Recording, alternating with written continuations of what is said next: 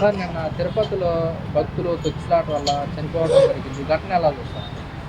ఘటన అనేది అది కేవలం టీటీడీ దేవస్థానం వాళ్ళు టికెట్లు ఎక్కువ మొత్తాల్లో అమ్ముడుపోవడం కోసం అని చెప్పి చేసిన ప్రయత్నంలో ఇదో భాగం తప్ప భక్తులకి ఈ సెలవులు రావటం, పండుగల సెలవులు రావటం, వీటి అన్నిటి కారణంగా ఎక్కువగా జనాభా రావడం జరిగింది. సరైన భద్రతా ఏర్పాట్లు చేస్తున్నామని చెబుతున్నారు తప్ప అక్కడ ఎటువంటి భద్రతా ఏర్పాట్లు అనేది చాలా తక్కువగా కనబడుతుంది. భక్తులకు ఎలాంటి భద్రత ఏర్పాట్లు చేయాలంటారు? భద్రతా ఏర్పాట్లు అంటే టికెట్ లేవని ఒక మాట చెప్తే రావద్దు, ఈ 4 రోజులు రావద్దు, ఈ పండగ దినాలు కాబట్టి పర్వదినాలు కాబట్టి రావాకండి, తర్వాత రండి అని చెప్పి మార్చుకోండి అని చెప్పినట్టయితే, సూచన చేసినట్టయితే బాగుండేది. ఇదంతా దీనికి కారణం అంతా కూడా తిరుపతి దేవస్థానం ఈవో గారితే బాధ్యత వహించాలి. మరి ఇప్పుడు చనిపోయిన భక్తులకి మరి ఎలాగంటారు? భక్తులకంటే వీళ్ళు చేసే శాఖాపరంగా వీళ్ళు చేసే పొరపాట్లు, గ్రహపాట్లు అవన్నీ కూడా భక్తులు బలైపోతున్నారు. కాబట్టి ఈ భక్తుల్ని రక్షించడానికి ఆ వెంకటేశ్వర స్వామి కాపాడాలి వీళ్ళందరినీ కూడా. అంతేగాని వీళ్ళకి ఎన్నిసార్లు చెప్పినా సరే వాళ్ళ ఆదాయం తప్ప మిగతా విషయాలు ఏమీ పట్టించుకోవట్లేదు.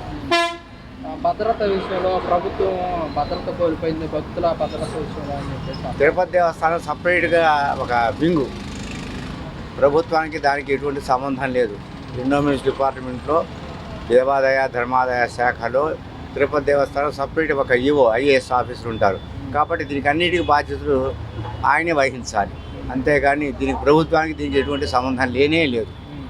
ఎప్పుడు జరగలేదు, ఇదే మొదటిసారి జరిగిందని కూడా చెప్తున్నారు. గతంలో కూడా జరిగినాయి, 40-50 ఏళ్ల క్రితం కూడా ఒకసారి జరిగింది. ఇంతకన్నా ఘోరంగా జరిగింది.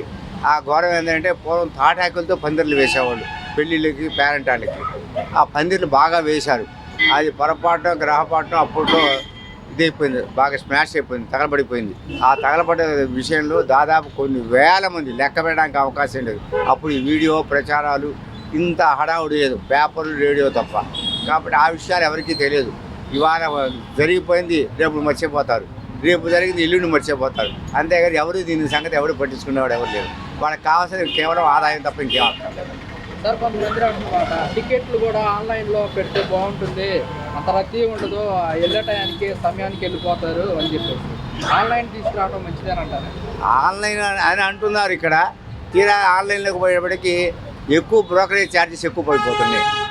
తెలిసిందా? ఆన్లైన్ బాగానే ఉంటానికి చెప్పుకోవడానికి బాగుంటుంది. ఎక్కడికి వెళ్ళినా సరే టికెట్ ఖరీదు 1000 రూపాయలు అయితే వాడికి 2000 రూపాయలు ఇవ్వాల్సి వస్తుంది కమిషన్.